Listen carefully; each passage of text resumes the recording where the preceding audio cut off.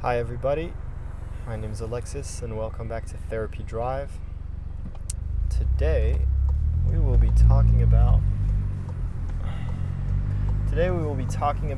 all the mods on my Golf, MK7 Golf TSI 1.8 liter, and I'm going to talk about how much they cost, how worth it they were, some of the issues I was having with them and such. So all the mods in my car I installed myself, so I can attest to A to Z about them, of how they are to install, how they are to drive, and everything. For the purpose of this video, I'm going to be talking mainly about the general mods that people would want on their cars, like tires, rims, coilovers, lighting systems, exhaust systems, tunes. I'm not going to be talking about little bits like different colorways for the interiors and things like that. I find those to be a bit trivial. Those are kind of in detail to my car. So first and foremost, the most important mod for the MK7 Golf TSI's pre-facelift, I believe, is the facelift lights, the Vland headlights. They make your car so much more beautiful so quickly. It's just, you buy it, like 600 Canadian dollars for me, which is about 400 USD.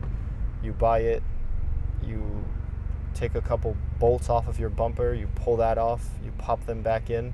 Super simple to install. It's literally like 4-5 torque screws and 3 bolts on each side, and then you just swap them in. It's super simple. It looks great. So I think that would be mod number 1 for me. I haven't had any problems. I recently replaced my headlight, my LED headlight that came with the kit. I don't know why it just stopped working, so I swapped it out now. That was also quite simple. So that would definitely be mod number 1. Mod number 2. Alright. Mod number 2, I think the taillights are fine. I don't think that would be my mod number 2. I think my mod number 2 would be the catback for sure. Catback exhaust made the car a completely different animal. Didn't even need anything else. Oh my god. As you can hear it in the back. This is a Rev9 catback. It was, after tax and shipping, about 1,000 Canadian dollars, so just under 700 USD. And it made a complete difference to the car. The car sounds amazing now, and also something that not a lot of people talk about, it made the car feel better. Since the exhausts of the actual engine get pushed out easier because it's a 3-inch pipe and then a 4-inch tip, the car actually slightly gains horsepower and it feels a lot better. It feels like when you press on the gas, there's not like a pressure buildup. It just, kind of just goes. It feels freer. At least that's how I felt. I did notice that you had to take a couple months before the exhaust would sound the way it truly does. Like the metals need to expand, contract a couple times, and then you actually get the true tone of the exhaust. I've had the exhaust for over a year. I've had no issues with it. I even did a full Montreal winter with it, in the snow, the sand, and everything. And there's, some corrosion around the welds, but nothing breaking, or I think it'll last for a couple more years. So I think it's a really good investment, good bang for buck. So that would definitely be mod number 2, if not mod number 1, if you don't mind the headlights. Personally, I thought that the 7.5s are just so beautiful. So that was definitely, for me, the biggest mod. Mod number 3, I would love to say the coilovers, but they're actually kind of a pain, the coilovers.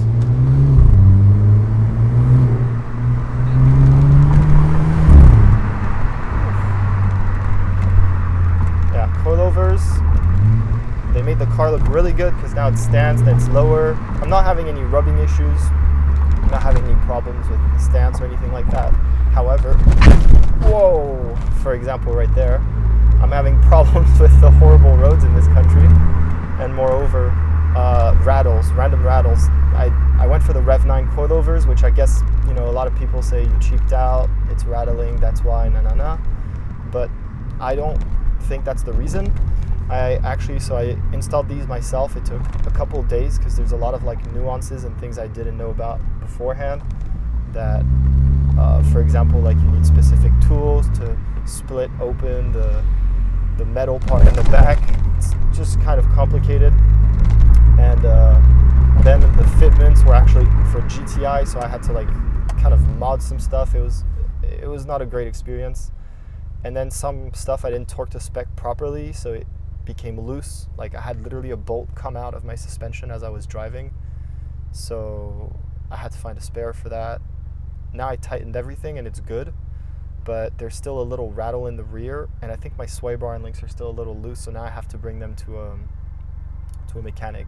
So it was kind of a pain, and it made my car lower and the steering feels a lot tighter, but then I had a lot of issues with the loosening, so that was just not great. And now I'm gonna have to anyways pay for a mechanic to basically install them, or, you know, check the whole suspension and tighten what it needs to. So once you put into perspective of how much money you need to spend just for your car to like lower and feel a little better, unless you're tracking your car, which, you know, you need at that point money doesn't really matter because tracking is very expensive. I really don't think it's worth it. I think like I was just very worried about keeping the stock shocks and putting lowering springs. I was worried that it would put too much stress on the struts, but it's probably not that bad. So I regret not doing that. I think that would have just been just as fine. And honestly, like, I was also thinking in the winter I'll be able to raise my suspension, so I'm not having issues, but honestly I clear so well that I don't even think I'll need to raise it. That's just like an extra step that's a bit unnecessary. So yeah, if it wasn't so expensive and I didn't have so many like rattling and installment issues, I think I would have rated this number 3, but it's just not worth it. Same thing with the taillights. I think the taillights made the car look better. They're smoke, they're black, they match the paint, and then they got these new LEDs that look really good, but the sequentials for the Vland taillights don't work. And so that was like a pain. I had to like, for a year I just didn't have them. It was just like the normal blinking. But then I finally figured it out. I found a cool video online on how to do it, and I rewired everything and I coded it, and now it works perfectly fine and it looks amazing. But it was kind of a pain to do in the first place. I would say my next favorite mod number 4, would be the rims. I got some Fast Canada rims. They were the cheapest available near me. I got them last November on Black Friday sale. They look great. They fill the arches really well. However, little disclaimer, on stock suspension, which I was when I got them, it made the car look like a monster truck. The car was like super high and it just did not look good, but the rims themselves were great. I put some Indy 500s on them, which are super grippy. I completely recommend those. They were cheap, grippy. They also look great. They're slightly gray. I was hoping they'd be more black, but then I just got polished for that for $10, so that's fine. But those are amazing. But you do need to lower your car with them. So all in, you know, $1,000 for the rims, $1,000 for the. Got a friend back there. There's a little biker on a Ninja, I think, that's been following me.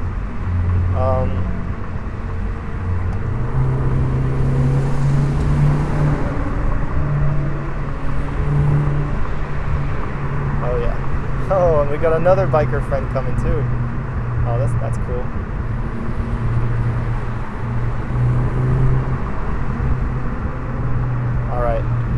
Yeah, alright, back to...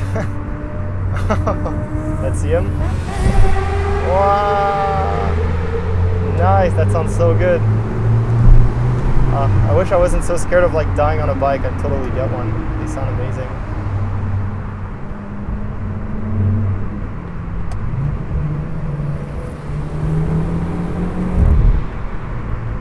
Okay, say a little goodbye to him.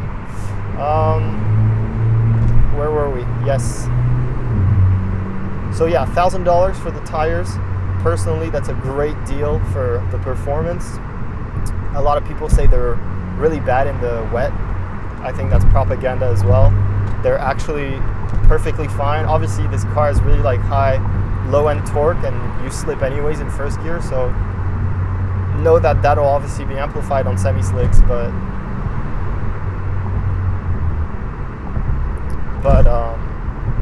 they're still very great.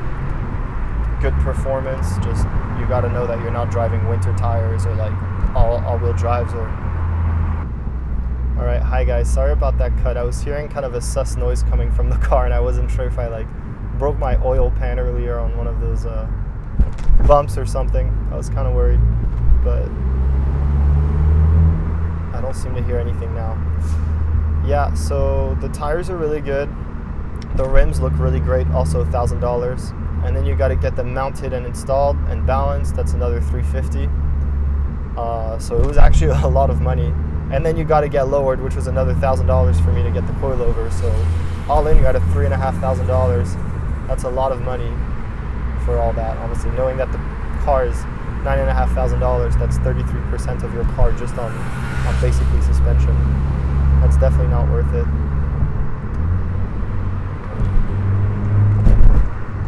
I should have exited there. So yeah, that looked great, but it was super expensive, so I would not rate it anything higher than 4. In 5th place, I think a downpipe. I haven't gotten a downpipe, but I have friends with downpipe, so I know the installment process. I know what it looks like, what it sounds like. I know everything about it. And it's kind of a pain to finagle out of the bottom of the car. It's kind of annoying, and it really just doesn't sound good. Your car, when you get the DSG shift sound, it just sounds like kind of like a DSG fart, which is what it's called, and that just doesn't sound good. And the car's really throaty, which I'm not like the biggest fan of either. So I wouldn't put that really high. Obviously, you can tune your car and end up with a really fast, Golf, but it just doesn't sound good. There's no point if you're fast if you just like sound horrible, right?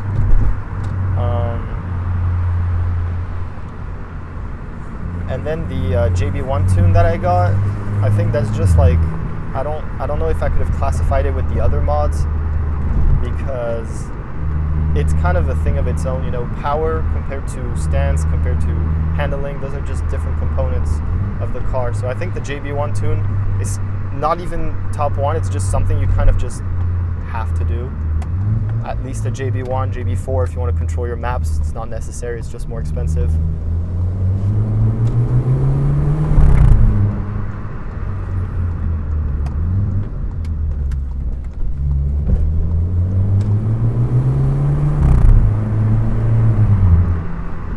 Traction on these roads, even though it's like summer and we've got the Indy 500s. Alright, we're going to turn into here, do a little walk around the car so I can show you guys the mods, go more in depth about it. Okay. Nice little sunset right here. So, there we go. So yeah, moral of the story, you gotta get your Golf tuned. It just makes it so much better. Alright guys, here we are, kind of in a remote spot with a crow screaming. So here we are with the car. Like I said, first thing you do is these beautiful headlights right here. I think those look amazing. And they were one of the cheaper mods to start with.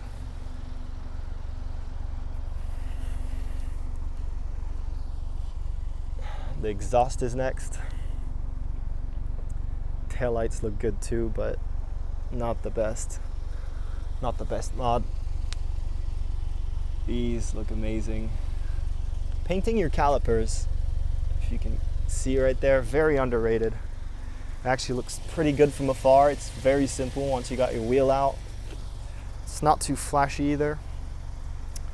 I think my last few mods would be just the front lip. It doesn't look great. Looks all right, it doesn't look great. Granted, I cheaped out on them, but it's not the best mod you can do, and it's, you know, it can break if you're too low. And these grills inserts look all right too, from afar at least. From close up, they're not great, and you have to like stick them on, so that's not the best either. And then, like I said, the JB1 Tune, you gotta get it done. S4 seats, that's just like a side thing that I don't think I should count, but I think these are probably my favorite mod if I had to pick. But that's just a different category as well, just like the Tune. And then the last thing I'd say, just get a wing. That's just basic as well. I don't think it does much, but get a little wing, it adds a little bit of character. And then obviously tint your windshield, that's the last thing. And then the paddles if you don't have them, but personally, it's just preference. Like you can just shift with the shift right there. All right, we went through the mods. Like and subscribe. Thank you very much for staying this far.